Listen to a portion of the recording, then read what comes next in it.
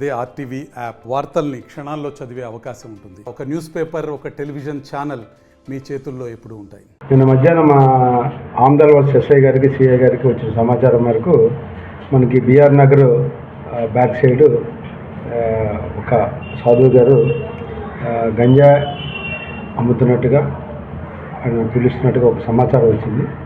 దాన్ని బేస్ చేసుకుని ఇమీడియట్గా ఈ యొక్క గాంజాకి సంబంధించిన చట్ట ప్రకారం ఉన్న ప్రొసీజర్ని అంతా ఫాలో అవుతూ మా ఎస్ఐ గారు సిఐ గారు వారి సిబ్బంది అందరూ కూడా ఇక్కడ వెళ్ళడం జరిగింది. అక్కడ ఈ సాధువు గారితో పాటు ఆయన పేరు పీతాంబరం సాధువుగా ఉంటాడు. ఆయనతో పాటు ఈ పూజారి వెంకటరమణ, లోకేశ్వరరావు, రాజా గొడ్డు సూర్య, అలాగే కాళీప్రసాద్ వీళ్ళంతా కూడా ఈ ఇతని దగ్గర గంజాయి తీసుకుని వాళ్ళు చిన్న చిన్న పొట్లాలుగా పెట్టి ఊర్లో ఉన్నటువంటి కొంతమందికి అమ్మడం అనేది జరుగుతుంది.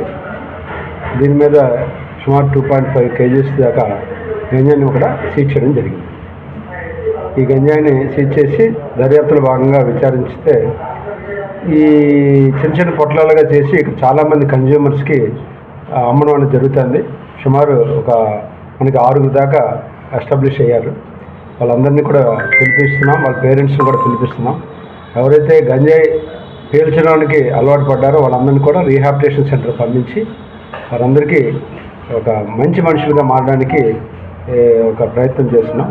దాని గురించి మా ఎస్పీ గారు ఆల్రెడీ రీహాబిలిటేషన్ సెంటర్ మీద నిన్నే కలెక్టర్ గారితో అందరితో మాట్లాడి తగిన చర్య తీసుకుంటున్నారు. వీళ్ళందరినీ కూడా విశాఖపట్నం రీహాబిలిటేషన్ సెంటర్కి పంపించడం జరుగుతుంది. ఇప్పుడు ఇక్కడ దొరికినటువంటి ఈ గాంజాయి ఎక్కడి నుంచి వచ్చింది అనే దాని మీద విచారణ చేస్తే ఒరిస్సా రాష్ట్రం నుంచి వచ్చినట్టుగా మనకు తెలుస్తుంది. అక్కడ పర్సన్ కూడా ఐడెంటిఫై చేయడం జరిగింది.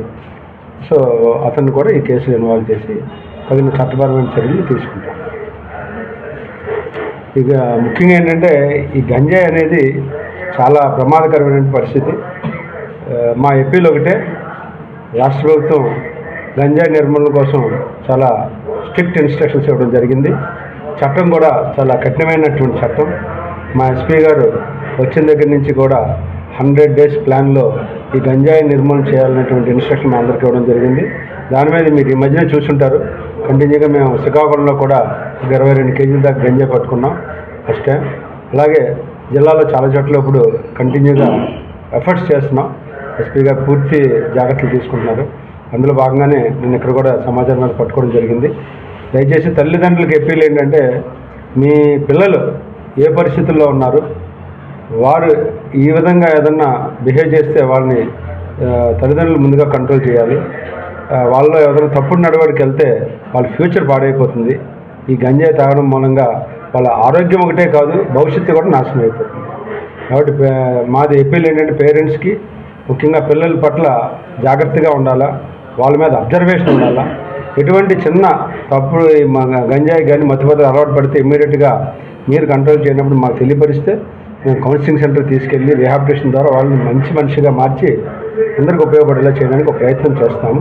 తల్లిదండ్రులు సహకరించవలసిందిగా కోరుతున్నాను. Thank you. మరిన్ని వీడియోస్ కోసం ఛానల్ ని సబ్స్క్రైబ్ చేయండి. లేటెస్ట్ అప్డేట్స్ కోసం వాట్సాప్ ఛానల్ ని ఫాలో చేయండి. అండ్ లింక్ డిస్క్రిప్షన్ లో ఉంది.